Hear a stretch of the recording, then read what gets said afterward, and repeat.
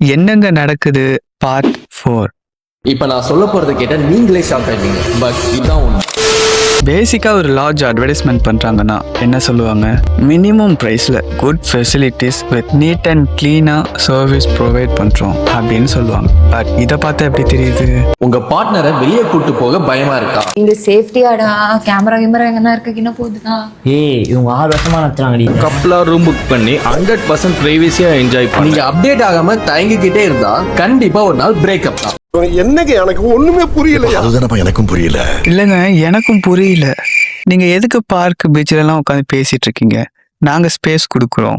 எங்க ரூம்ல வந்து நீங்க ஜாலியா பேசுங்க, டைம் ஸ்பெண்ட் பண்ணுங்க அப்படின்னு சொல்றாங்க. பட் இத பார்த்தா அப்படியே தெரியுது.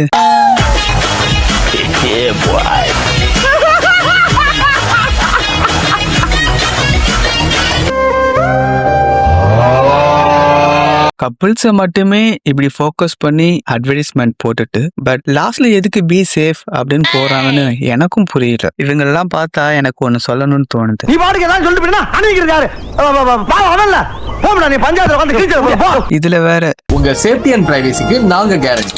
நீ இருப்பியா? அவன் இருக்க வேணாமா? நீ என்ன நினைக்கிறது? அவன் நினைக்கலாமா பொண்டாட்டி பிள்ளை பத்தி?